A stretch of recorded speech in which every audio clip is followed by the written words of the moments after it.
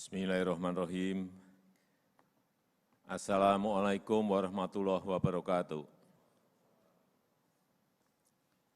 Selamat pagi, salam sejahtera bagi kita semuanya. Om Swastiastu, Namo Buddhaya, salam kebajikan.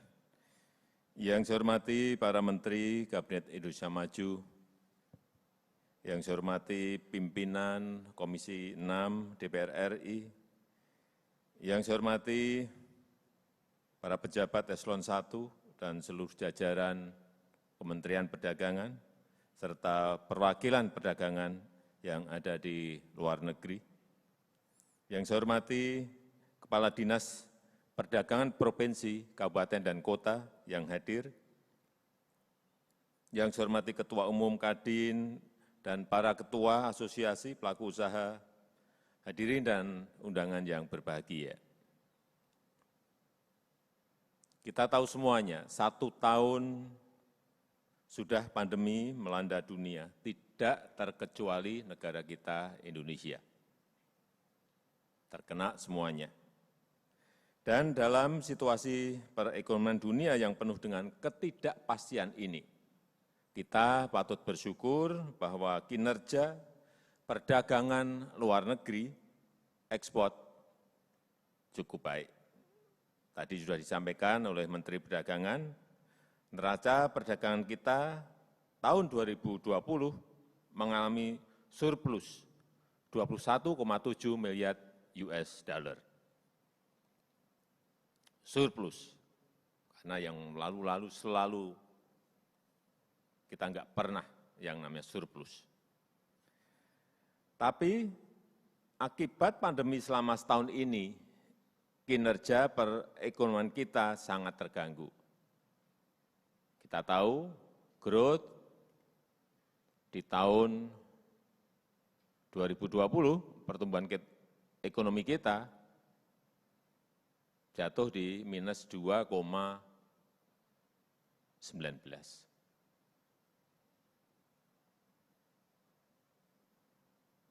Dan akibat pandemi selama setahun ini, kinerja perekonomian kita berada dalam situasi yang tidak mudah, berada dalam situasi yang tidak gampang.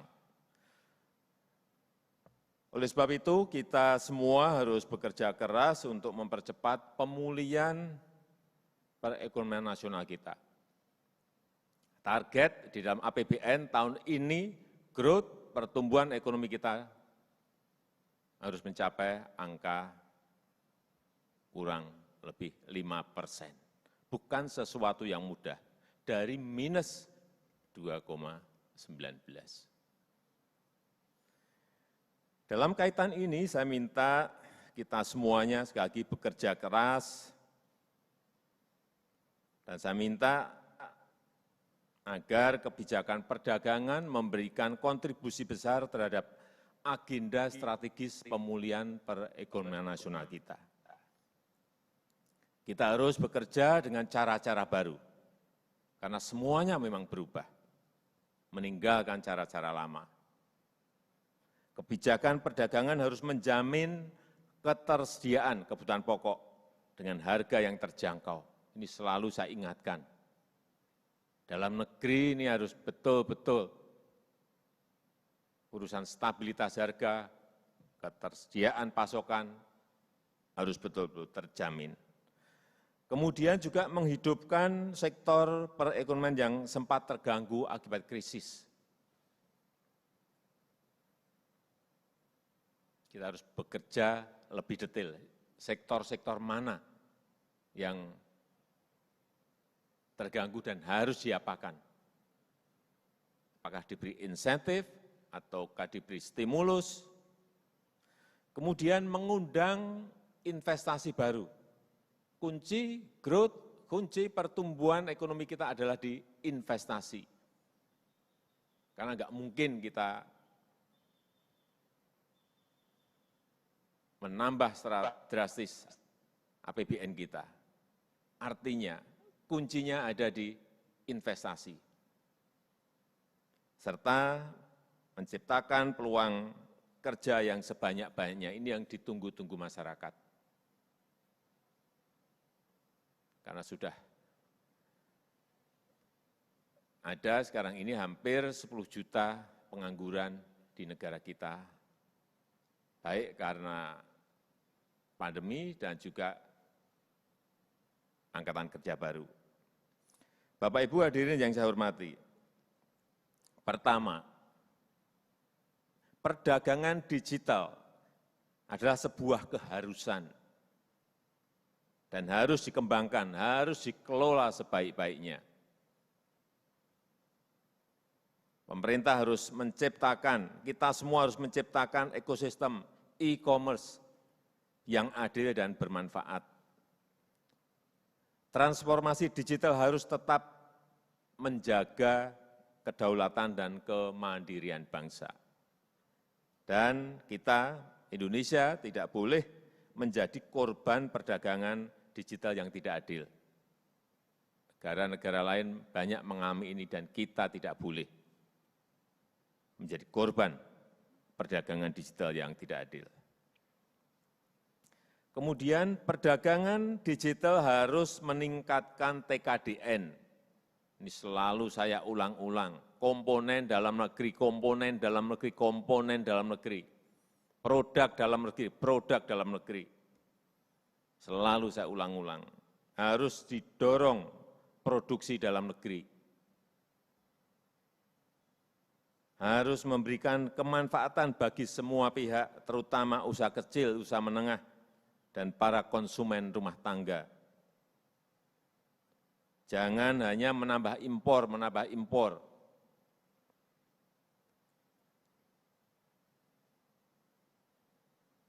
Saya senang impor turun, tetapi jangan sampai yang turun itu di barang modal atau bahan baku. Yang turun itu di barang-barang konsumsi, itu bagus. Selalu saya lihat detail di Bea Cukai, angka-angkanya setiap hari. Sekali lagi, kita bukan bangsa yang menyukai proteksionisme. Karena sejarah membuktikan bahwa proteksionisme justru merugikan. Tetapi kita juga tidak boleh menjadi korban unfair practices dari raksasa digital dunia.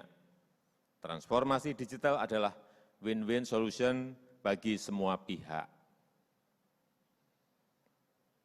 Perdagangan digital harus mendorong pengembangan UMKM kita. Ini manfaatnya sudah kita lihat. Kekuatan digital harus dimanfaatkan untuk merangkai antara supply dari UMKM di seluruh Indonesia dengan pasar nasional dan pasar global. Perdagangan digital harus memberdayakan UMKM kita. Yang kecil-kecil ini kalau diangkat, kalau diberikan peluang, saya melihat banyak sekali, ada keripik sekarang bisa usahanya rumah tangga, bisa ekspor ke Korea, bisa ekspor ke Jepang, kecil-kecil, tapi ini kalau kita detail dan bekerja keras untuk mereka, ini juga bukan sesuatu yang sulit. Hanya dirubah sedikit,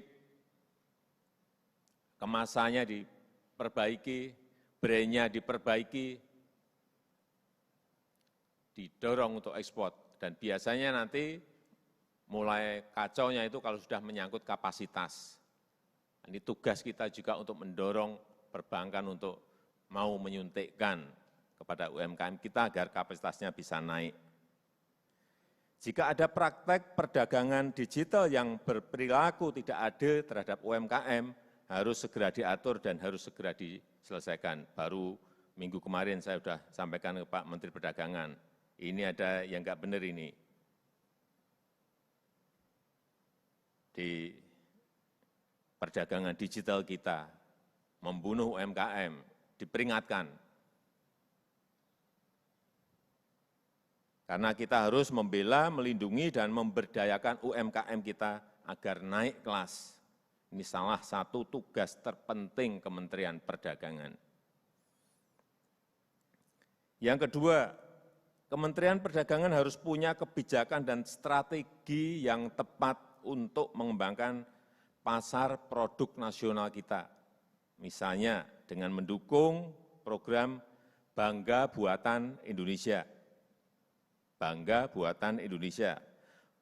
Pusat perbelanjaan, mal, harus terus didorong, Jakarta sampai ke daerah, dorong untuk memberikan ruang bagi produk-produk Indonesia, khususnya UMKM.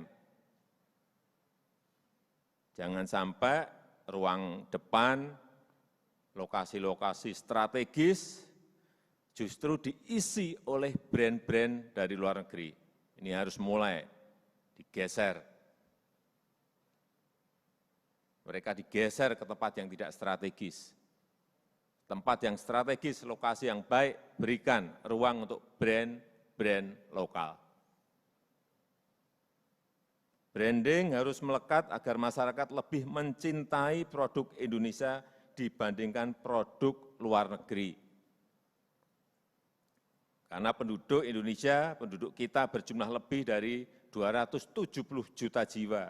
Seharusnya adalah konsumen yang paling loyal untuk produk-produk kita sendiri. 270 juta adalah jumlah yang besar, pasar yang besar.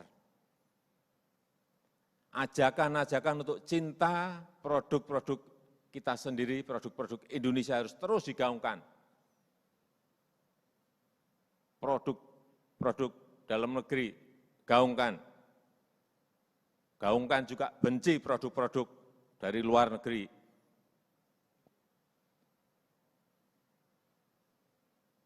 Bukan hanya cinta, tapi benci. Cinta barang kita, benci produk dari luar negeri. Sehingga betul-betul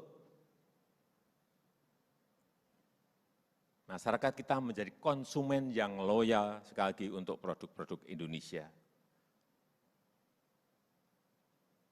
Bapak Ibu hadirin yang saya hormati, pasar ekspor juga harus mendapatkan perhatian yang serius. Untuk itu, ketiga, saya minta pasar-pasar non-tradisional harus terus diperluas. Ini bertahun-tahun selalu kita arahnya selalu ke Uni Eropa, Amerika. Jangan terjebak pada pasar ekspor yang itu-itu saja. Sekarang tumbuh pasar-pasar baru yang harus digarap secara serius. Banyak negara-negara yang tumbuh ekonominya, growth-nya lebih dari 5%. Di Afrika, di Asia Selatan, di Eropa Timur, dan negara-negara lainnya. Harus diseriusi. Keempat, saya minta agar UMKM dibantu agar lebih mampu untuk ekspor. Tadi sedikit sudah saya singgung.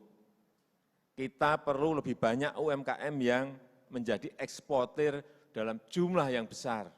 Saat ini 90% pelaku ekspor adalah UMKM. 90% pelaku ekspor adalah UMKM. Namun kontribusi ekspornya hanya 13%.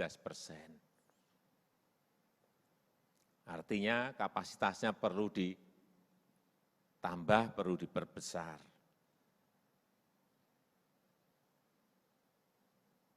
Oleh sebab itu saya tahun lalu mengingatkan pada Menteri Perdagangan, Dewan Penunjang Ekspor dihidupkan lagi, membantu UMKM agar bisa memperbaiki produksinya, membantu UMKM memperbaiki desainnya, membantu UMKM memperbaiki packaging-nya.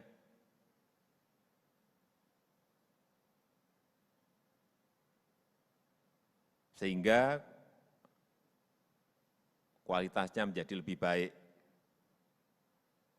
Dan ini harus berkolaborasi dengan kementerian, lembaga yang lain, institusi yang lain, dalam rangka meningkatkan daya saing UMKM kita di pasar global. Oleh karena itu, kelima, ini percepat penyelesaian perundingan dengan negara-negara potensial. Ini adalah agenda prioritas, karena di masa-masa seperti ini kita membutuhkan pasar ekspor baru.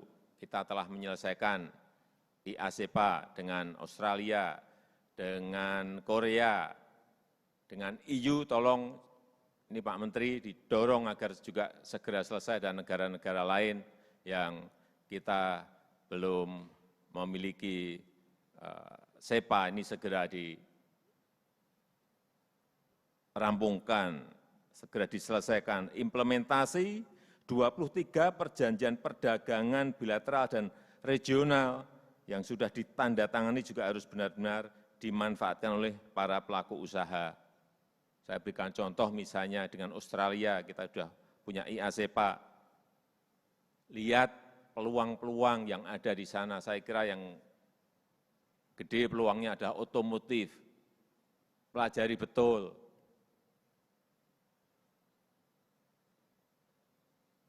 Pasarnya seperti apa, konsumennya seperti apa, informasikan ke tanah air sehingga kita betul-betul bisa membuka pasar di Australia, dan tentu saja produk-produk UMKM yang lainnya yang memiliki opportunity, memiliki peluang, itu perlu dibantu dan didorong dalam rangka meningkatkan nilai ekspor dan diversifikasi produk ke negara mitra dagang kita. Khusus untuk sektor-sektor industri manufaktur yang menyerap tenaga kerja yang banyak seperti otomotif, elektronik, tekstil, kimia, dan farmasi, serta makanan dan minuman harus diberikan stimulus dan fasilitas ekspor. Harus ada insentifnya untuk memperluas pasar, terutama negara-negara non-tradisional dengan memanfaatkan kerjasama perdagangan dan mengoptimalkan kinerja perwakilan perdagangan kita yang ada di luar negeri. Kita punya atase perdagangan, kita punya ITBC. Semuanya harus bergerak. Kemudian yang keenam, saya minta untuk terus menjaga ketersediaan bahan kebutuhan pokok di seluruh pelosok tanah air dengan harga yang stabil dan terjangkau. Upayakan terus untuk memperbaiki kesetaraan harga di daerah-daerah pinggiran. Dan harus diantisipasi, ini perlu juga saya ingatkan, bulan Ramadan yang tinggal 40 hari lagi. Sebulan kemudian Idul Fitri, siapkan dari sekarang, antisipasi dari sekarang. Walaupun nanti kita akan menyambut dengan sederhana, tetapi sekali lagi ketersediaan stok dan harga yang stabil harus dijamin. Terakhir, sebelum saya menutup sambutan ini, saya juga ingin menegaskan bahwa tahun 2021 adalah tahun pemulihan. Target growth yang ada di APBN yang tadi saya sampaikan 5% itu harus betul-betul tercapai. Sekali lagi, tahun 2021 adalah tahun pemulihan yang harus dilandasi dengan semangat dan optimisme. Untuk itu, secara khusus saya meminta kepada seluruh jajaran Kementerian Perdagangan untuk tidak hanya bekerja normatif, namun harus ada terobosan-terobosan kreatif, harus ada terobosan-terobosan inovatif.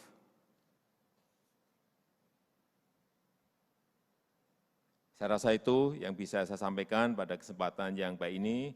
Dan dengan mengucap Bismillahirrahmanirrahim, Rapat Kerja Nasional Kementerian Perdagangan tahun 2021 saya nyatakan resmi dibuka.